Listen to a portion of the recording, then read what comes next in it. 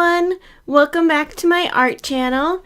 So today I'm going to be showing you how I drew this hair drawing with colored pencils. For this drawing I used the Faber-Castell Polychromos pencils. The colors I used were black, cold gray 6, Payne's gray, cold gray 4, warm gray 1, dark sepia, burnt umber, burnt sienna, raw umber, and the helio blue reddish. I will list all the colors that I used in the video description in case you want to try to replicate this drawing. The paper that I used is the Strathmore Bristol smooth paper. This is the 300 series. This paper is great if you're just starting out with colored pencils and you don't want to spend a lot of money on paper. It works really well for anything that you want to get a smooth look because it doesn't have too much tooth to it.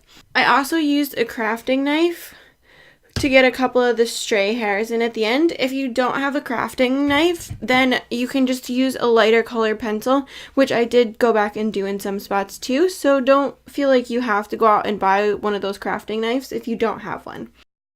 So to start out with, I went in with the cold gray 6 pencil and I just wanted to kind of block in the different sections. Because this hair is going to be so dark, I didn't really have to worry about making my first initial sectioning too dark because even the lightest parts of this hair are actually really dark. So I just went in with that darker gray to start putting in the darkest parts and also just dividing the hair into the different sections that I wanted. With hair that's this dark, it's really important that you still get a high contrast. So I wanted to make sure that right away I knew where all those really dark spots were going to be. So I put those in first with the cold gray 6 color, and that way when I continued I would know exactly where the darkest parts were going to be, and I could continue to put more color down in those spots and leave the spots I wanted to be lighter blank.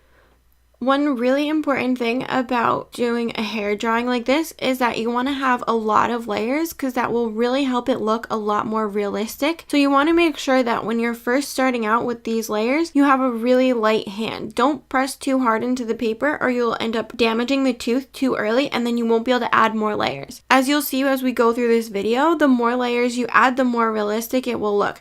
One thing that's difficult with black hair is that sometimes when you use black, it can get really flat. So you want to make sure that you're looking for the undertone colors that are there. So there was a couple spots that were a little bit browner. So I went and put a burnt sienna on those lighter brownish spots. So then I also wanted to look for the spots that were a little bit cooler in color. So I used the helio blue reddish to put in some of that blue undertone in the spots that were going to be the darkest black that were still that cooler kind of color.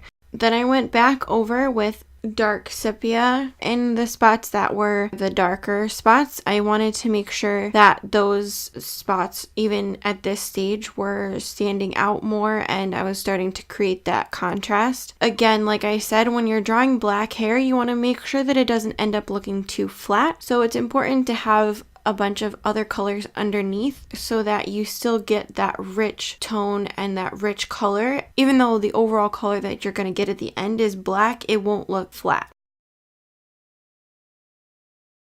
So after I kind of blocked in those different sections that I wanted the different undertones for, I went in with the cold gray 4 and I started to put in an overall grayish tone for all of the hair. For the highlights in this drawing, they're still very light. Even though in comparison to the darkest colors, they look extremely light. They're very dark if you compare them to white. So I still used a very light hand for the sections that I was putting color in, even for the highlights, but I wanted to make sure that they weren't too white because then instead of looking like a highlight on the dark hair, they would end up looking like they were a completely different color. So I put a whole base tone of the cold gray 4, and then I went again and used the dark sepia color to again darken some of those shadows and and start putting in more of the mid-tones as well. Pretty much for the whole of the hair, the middle had a highlight, so I wanted to make sure that the shading in and out of the highlights was smooth, and so that the ends were the darkest and then it kind of slowly transitioned into the highlight. You don't want to have your highlights look too drastic in changing from the dark color to the light color, otherwise it won't really look very realistic. So I just used that dark sepia color to darken some of the highlights and then also put in that mid-range tone, and I did that for the whole of the hair just to get a consistent color for the whole thing.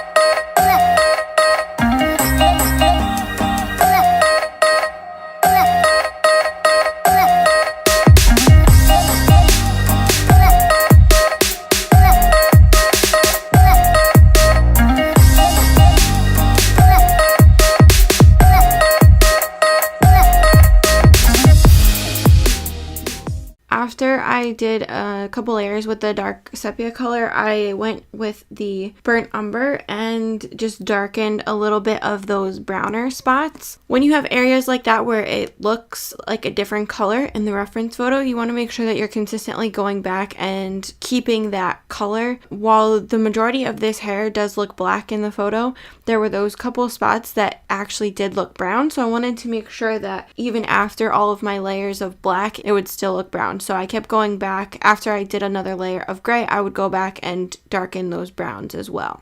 Then after that, I went back through again with that cold gray 4 and did another overall color. This time I was pressing a little bit harder with the pencil to try to blend it out just a little bit.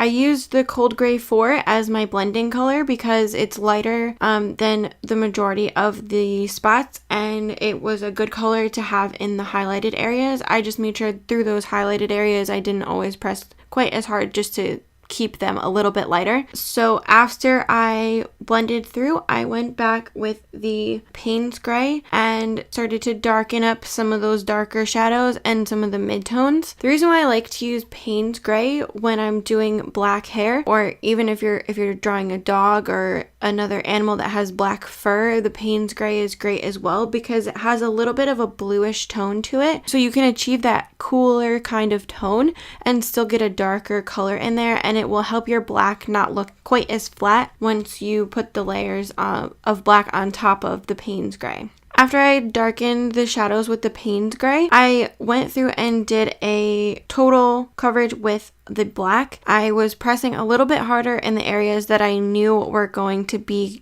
totally dark, but I just wanted to get a light layer of black all over the entire drawing. Putting in this layer of black will help you figure out if you have the correct tones throughout the drawing. Because black can be really flat, you want to make sure that the colors that you have underneath the black are creating the right look. When you look at the picture, you identify it as black. You have to make sure that the undertones are correct so that it doesn't look like just a flat structure, and that can happen a lot of times with black. If you just put black in and you don't put any colors underneath it, it won't look like the true color that it is that you would see in real life. So it's important to have those bluish undertones, or depending on how it looks, you might want to have reddish undertones or brown undertones. You really want to look at your reference photo and try to identify what colors you see underneath the black. So once you add a couple layers of the black on top of the ones you have, you'll be able to tell whether or not your drawing is looking flat. And then you can adjust accordingly, adding whatever colors you need back on top before you continue with the black. So I did 2 layers of black here. The second layer, I was pressing a lot harder for the really dark areas, making sure that they were starting to get that higher contrast that I was looking for. And then that way I would also know where I needed to add more of that mid-tone range.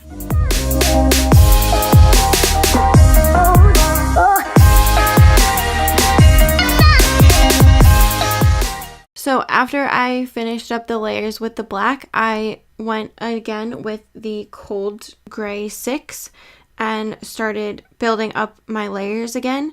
And then also you see I went back with the burnt sienna in the spots that I thought maybe weren't looking brown enough. This is where I started working more section by section as opposed to working on the whole drawing at a time. For this first section here, I did another layer with the cold gray to make the highlighted regions darker, and then I went back again with the black to make the spots that I wanted dark really, really dark, and then I went back again with the cold gray on top of that, and then again back with the black on the spots that I wanted to make sure were a lot darker. And going back and forth with this helps you make sure that the undertone is the color that you want, and so that it doesn't look flat. So using the cold grays and the Payne's gray helps you get that kind of bluish undertone without it really identifying as blue. Like when you look at it, you wouldn't say, oh, that's blue, but it helps give the illusion of more depth to the black color. So I just continued to go section by section and making sure that the really shadowed portions were really dark. And then I went back through to make sure that the highlighted regions were getting as dark as they needed to be. I mainly used the cold gray, the black, the Payne's gray, and the dark sepia to make sure that I was getting the different black tones that I wanted in each section. And I continued to do this throughout the whole of the hair to get it a little bit darker and get it closer to the final stage that I wanted it to look like. I find at this stage it is easier to work section by section. That way, once you finish one section, you have something to compare the rest of it to. And then also, if you are working on a section that you know is going to be darker and you realize that you haven't made the other sections dark enough, then you can go back and fix those as well. This is also when you want to start applying a bit more pressure to the pencil. You still don't want to be pushing too hard, especially with this Bristol smooth paper. There isn't as much tooth, so it's a lot easier to damage the paper, but you want to be putting enough pressure that you're kind of blending all of the colors together.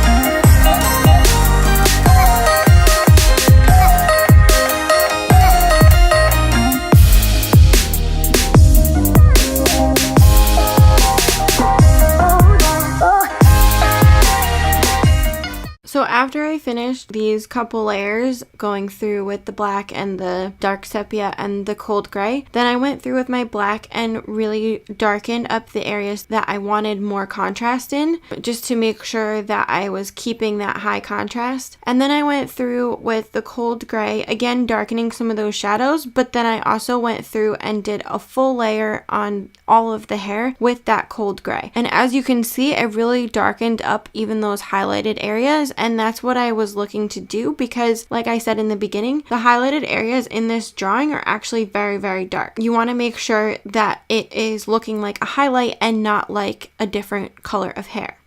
So at this stage, I was really just going back and darkening up the areas that needed to be higher contrast, that were really completely black in the photo. So I was just going section by section, darkening up those areas that really needed to look darker because they were the parts that were more underneath. And then going back with the cold gray in any areas that just needed more overall coverage of color. This is the stage where you really want to be checking with your reference photo and making sure that you have all those little areas where the hair is going underneath itself and making those little pockets of darker color. So the spots that I was adding the black to were really just those spots that looked a lot darker in the reference photo, just to make sure that it looked as realistic as possible.